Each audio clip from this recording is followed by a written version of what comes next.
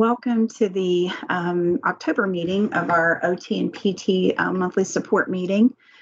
We have a couple of topics to discuss today. I've been getting questions throughout the month about some of these issues, and we're going to be talking about them and see where we need to go from there.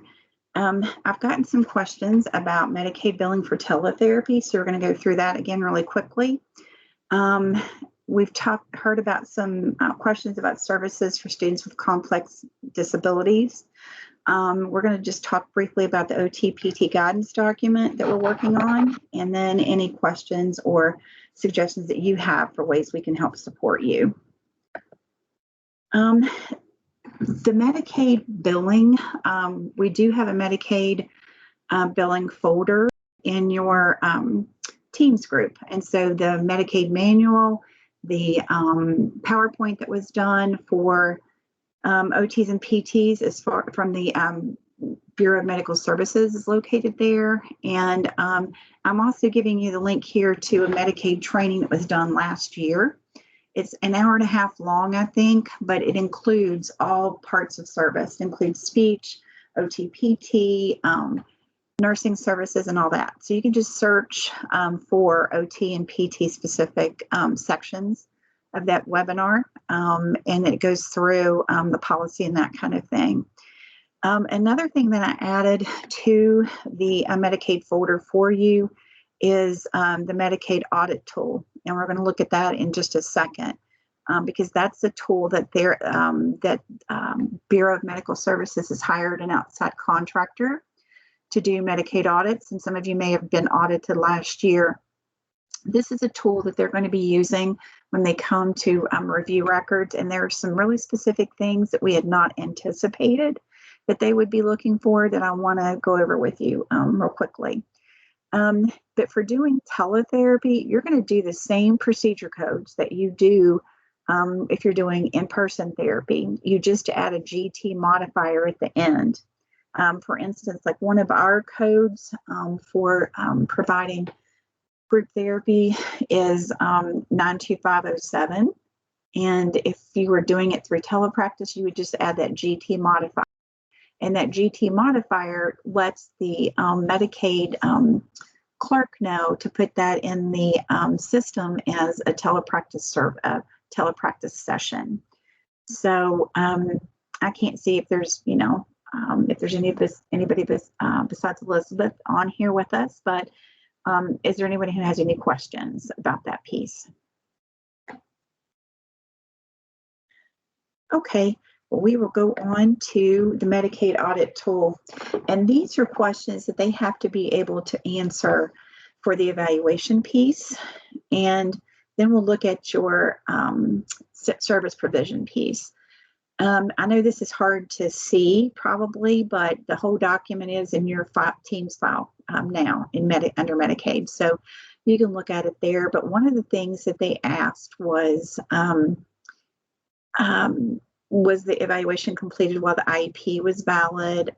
They ask about location of service. They need that on your log. And what they mean is, like, was it at school? Was it virtual? Was it, they're looking at a physical location with that, which is a little different. Has the duration and frequency of symptoms been documented? And that's going to be documented in your report. But what SLPs found out was that we weren't always addressing some of those issues in our evaluation reports. And so what we might need to do is go ahead and plan a session where we can talk about your OTPT evaluation reports, just to make sure that you have all the information they'll be looking for within the audit process. Your credentials are always going to be appropriate and that kind of thing, but there are other issues that they'll be looking at. And you have to make sure that your start and stop times are documented. These are questions specific to OT and PT. And as you guys know, I am not an OT or PT, so I asked them, how do you know whether to answer, these services are recommended appropriately? And that's the reason they ask these kind of yes, no questions on whether it's listed and that kind of thing. So look at these and make sure that you're addressing these either in your therapy evaluation report or in your therapy notes, because they will be looking for these. And if they find out that they're missing, like with everybody within the county is not putting this type of information in their logs or in their therapy notes, progress notes, then they may ask for some money to be paid back. So that's the reason it's really important. And you know, the special ed directors probably went over this with you last year. I just want to make sure that everybody understands that they are looking for specific information, and that, you know, last year they were just doing it as a courtesy to let everybody know what they'll be looking for. When they begin auditing this year, and they haven't yet, and they'll only look at this year's notes, just make sure that you have this information in your logs for anybody that you build Medicaid for. You know, a lot of our students that receive your all services receive outside services as well. So you may not be billing Medicaid for them, in which case, you know, it wouldn't be as vital to have this information. But if you are billing Medicaid, make sure, double check yourself and make sure you have that information listed. I was asked to consult with a team of OTs and a PT this morning within a county, and I was very thankful for that opportunity, because it brought to the forefront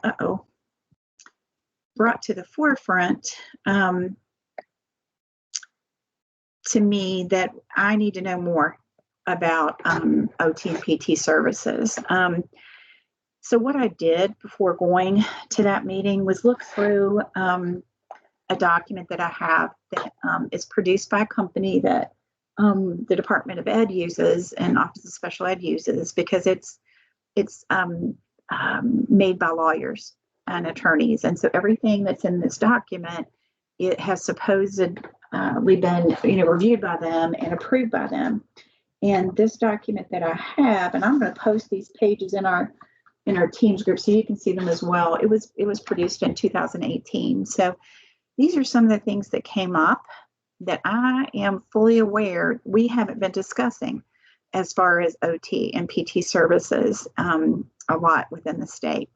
And I think part of the reason for that is that we haven't had anybody who's been trying to coordinate these services, and you guys have been, you know, left at the training that you get from special ed directors who can't always follow up on things like this, and or to your own devices. And so what this discussion this morning brought up to me was the fact that we really need to get a guidance document together for you guys.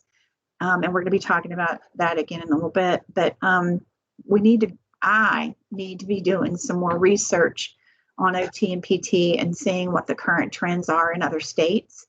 And we'll talk about that again in a minute. So I just wanted to bring this information to your attention, not that, you know, you need to do anything about it right now, other than when considering those kids who are so, have so much motor involvement, that they're so complex, that sometimes we question whether or not to continue to provide direct services to them. And so anyway, we're just going to look at these really quickly, and then we'll be discussing these more.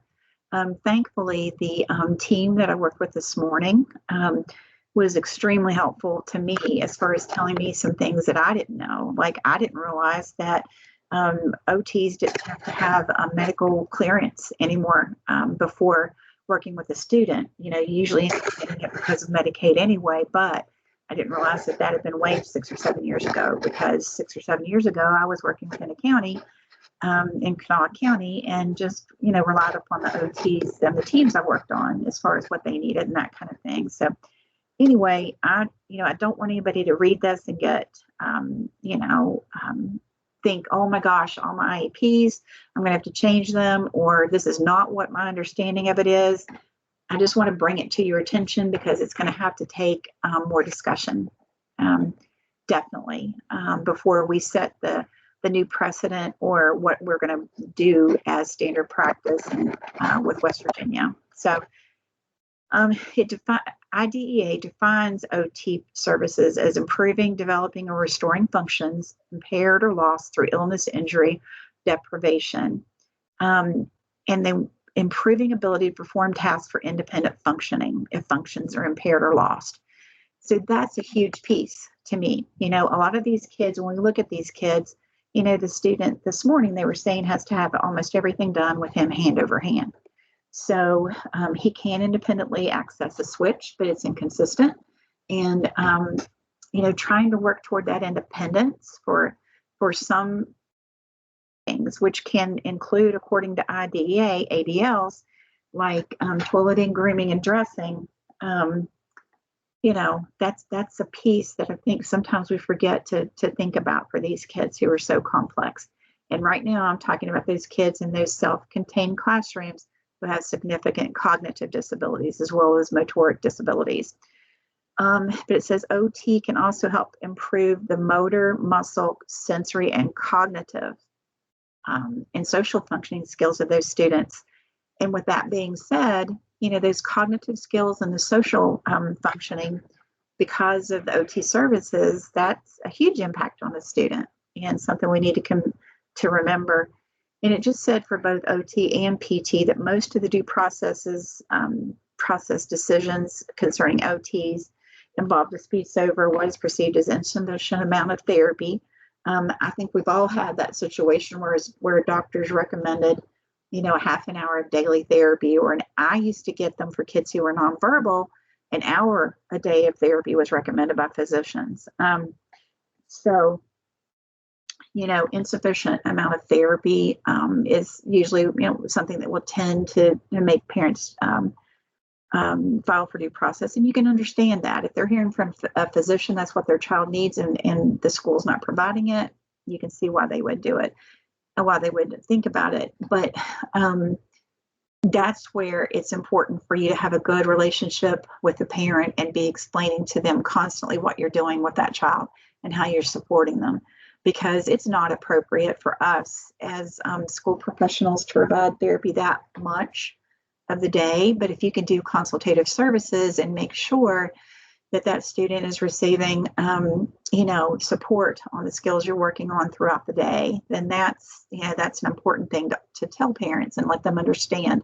Because a lot of times if you just say, I'm going to provide consultative services, they don't see how that's benefiting their child. So, I think we're going to have to talk, and I'm going to need your all's input on how to approach parents and how to approach those situations like that. Because I think it's all how you explain things to them. Teams do have to make determinations on a case-by-case basis, because, I've heard from a couple of people that in some counties, the OT and PT staff got together and decided they would do consultative services for all students, because that's how you embed the services throughout the day for the students. And I would just caution anybody who says they do anything as a standard practice, because with that, you're not taking the individual needs of the student into consideration. And if you go to due process and the independent hearing examiner says that that's what you traditionally provide to students, then you've already lost your case because it's not individualized. But you can see that these kinds of things are kind of opening up big topics of discussion. And it's a discussion that I need your input on, because I'm not an OT or PT. And we'll be figuring out exactly what we are responsible for and how we can make those things happen. But one thing that I would definitely mention is that if you're doing any type of consultative services, because all these therapists this morning kept saying the parents don't understand how much consultation we already do. We're training the classroom staff, we're doing all these things, but all you've put on your on your services, on the IEP therapy, you need to be putting that consultative service on there as well. And just remember that you can do a hybrid service. You can do a combination of direct service and consultation. And honestly, that's what the research supports as being the most effective, because you guys do a much better job of working with those preschool teachers or those teachers in those special ed classrooms that are self-contained, and training their staff and letting them know what you're working on and how to meet the needs of that student. you do a much better job of that than SLPs do with working with gen ed teachers, because with gen ed teachers, it's hard to get in contact with them. It's hard for them to have time, and it's hard for them to understand why we need to meet with them when we're taking care of the speech service. But it's that collaboration that the research has shown makes the difference. And if you have that consultative service on your IEP, then that lets the classroom teachers know, yes, this needs to happen. So that's a support for you. Just be sure that you're documenting all of your collaborations and all the things that you've done, because you do have to, document any IEP services that you perform. And a lot of times, if you can show parents, this is how much time I'm spending on your child and working toward supporting your child, that makes a big difference to parents a lot of times. For physical therapy, IDEA says they can perform a wide variety of services, including focusing on improvement of motor skills, cognitive and sensory processing and integration, balance, muscle strength, coordination. It should be coordination, not coordinator. I typed coordinator too much, so it automatically did it, and endurance.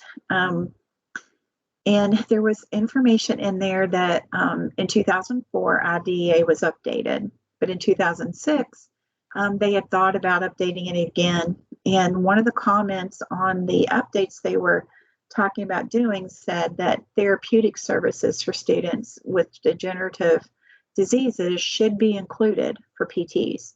The Department of Ed, which is what that ed is there, said that the term was broad enough to include those services, noting that it's the responsibility of the IEP team to determine the special eds and related services if necessary to provide FAPE. So the team that we were talking with this morning definitely didn't know that was a possibility. That, as a matter of fact, they were told that because therapeutic services don't address education, that they couldn't do them.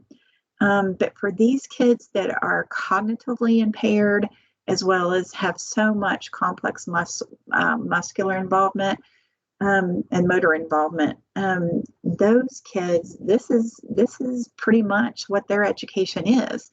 Because if you think about it, they are, listening in a lot of cases. They can't access their environment in a lot of cases. And so, developing those motor skills that help them maybe do that are very important. And if it affects their cognitive skills, then that's important too, that we try to do that. Of course, it is a case-by-case basis again.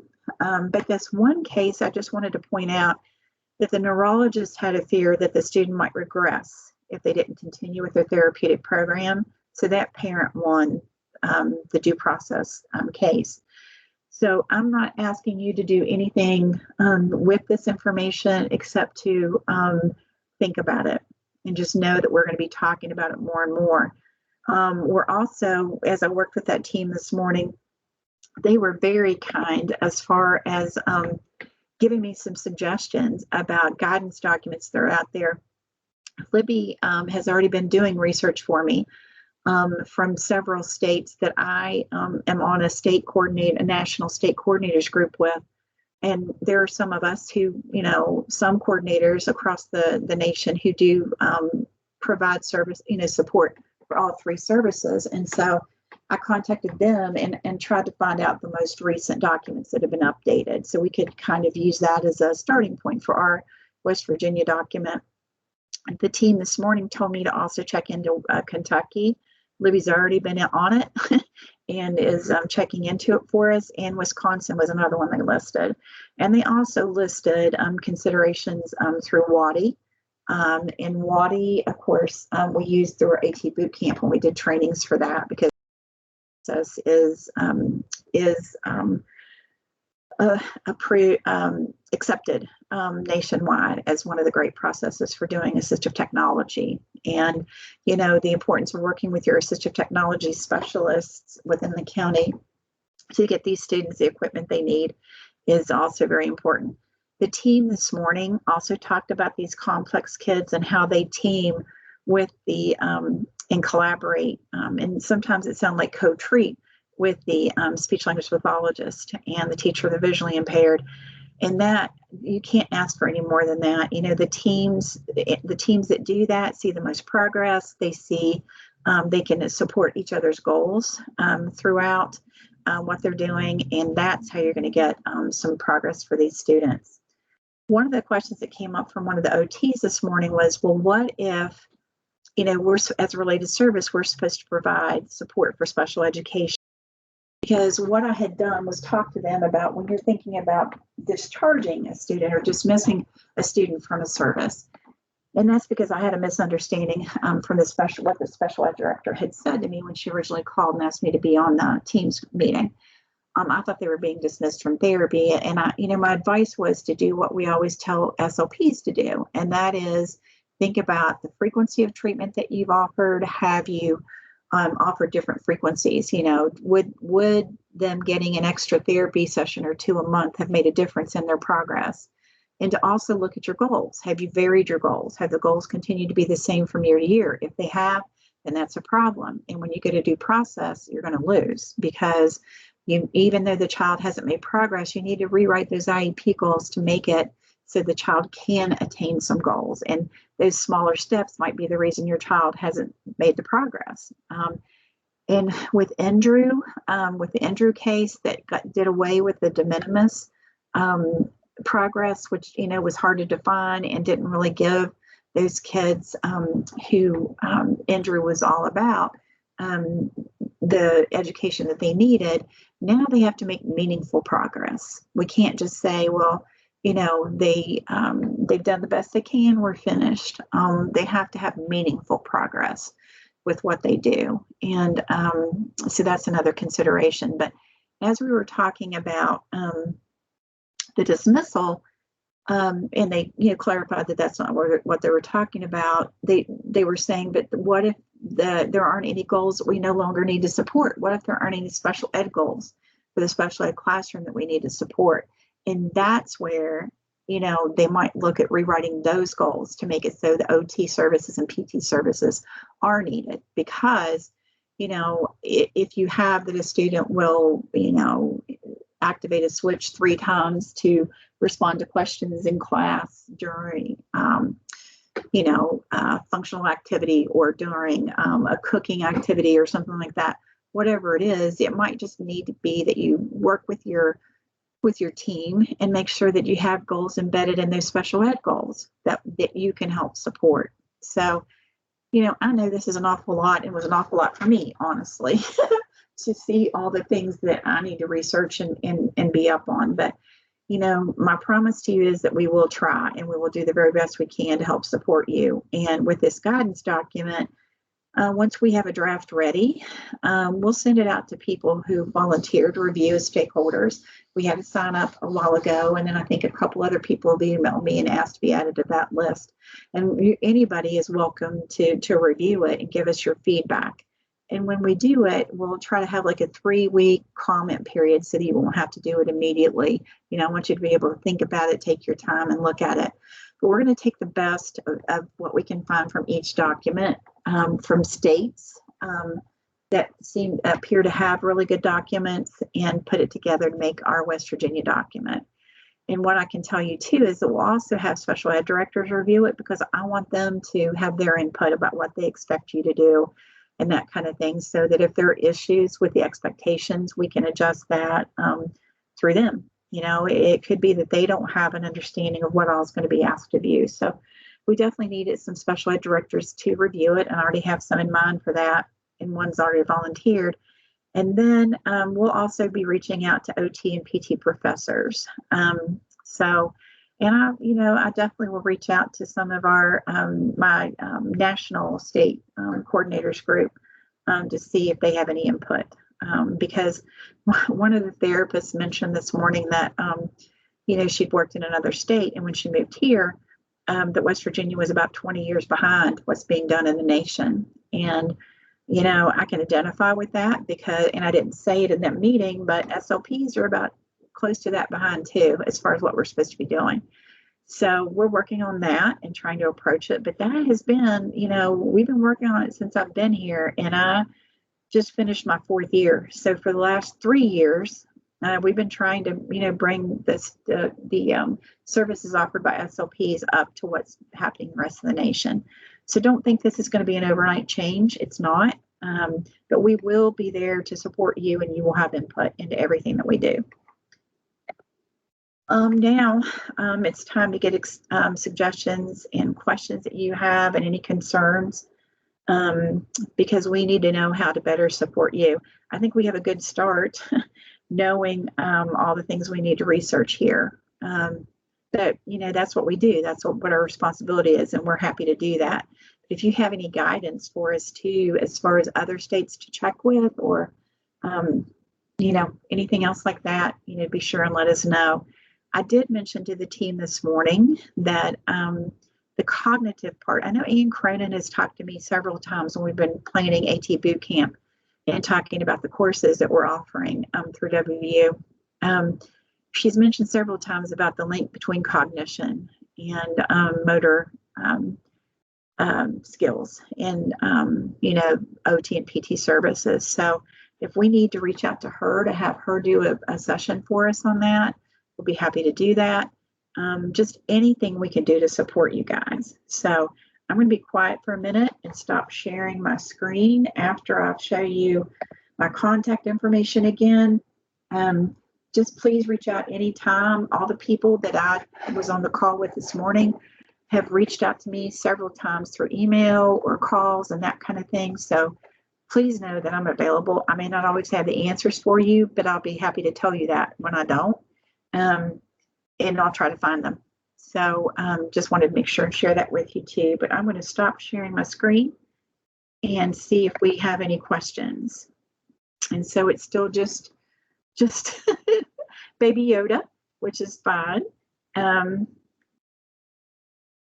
So Libby, I'm just going to wait to see if there are any questions in the comment box, or Elizabeth, you are more than welcome to just unmute yourself and share anything that you'd like to share. I don't have any questions about what you talked about, but I wondered if the guidance document was going to include things like caseload. Sure. I know that's probably one of the number one questions I get from OTs and PTs. And I have gotten a lot of information from Ann Cronin about workloads for OTs and PTs. The one concern we will try to address it. The one concern I have about workload is what we've kind of found with SLPs, and this is nationwide, when they've tried to go to the workload process, it hasn't always been equitable, because in some states they let each individual county determine what a workload should be, and with that, that's kind of hard to control, because some counties might think you could have an unlimited number, others might be more reasonable. And the director we were on the call with this morning said if we had some guidance on that, then it could, it would definitely prove to her she needs to hire more staff. And so I know that directors want to know that information, and we will try to address it the best way we can. What I don't want to do, though, is do something that's going to make things even harder for you all. And that's the concern I have for SLPs. SLPs right now have a caseload of 50, which, if you're using like the 3-to-1 model that we talked about this summer, and we do have a webinar available on that if you'd like to learn more about it, if you didn't see it already. But that's been an effective method for SLPs to make sure they're doing the direct therapy, but then having the time to do the consultative and the collaborative and direct services that they need to do.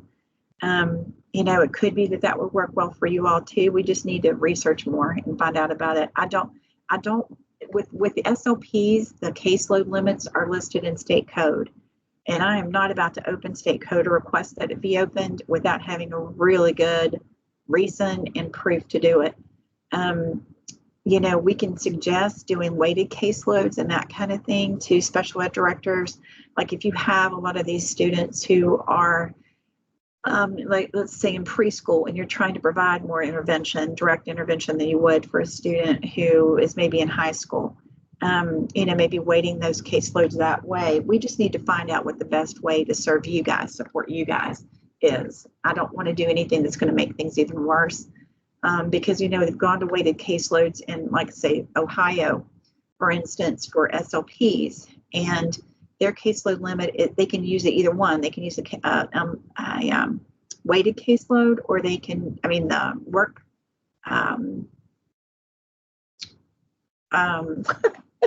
just drew a blank. They can use the actually caseload number, which their limit is 80, or they can use workload.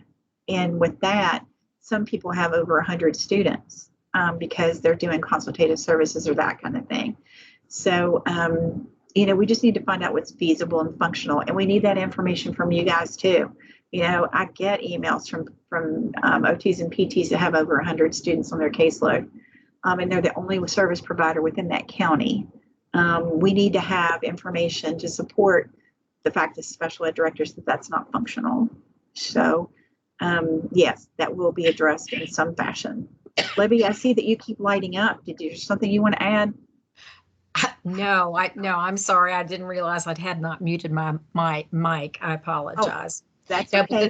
But the 3-to-1, I think, is somewhat a workload approach. Because it does factor in the indirect time, and it kind of goes along with some surveys that ASHA has done over supports. So that might be something OTs and PTs could be involved in. And Libby, didn't they try workload before?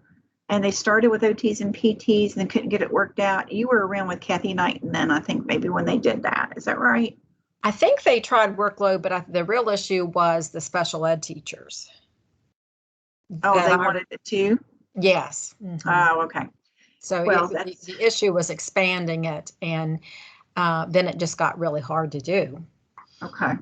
Well, I'm just real hesitant to jump into anything like that, since it's not, they're finding out that it's not the end all be all they thought it was going to be across the nation. So, but yeah, we'll definitely try to address caseload limits through the guidance document.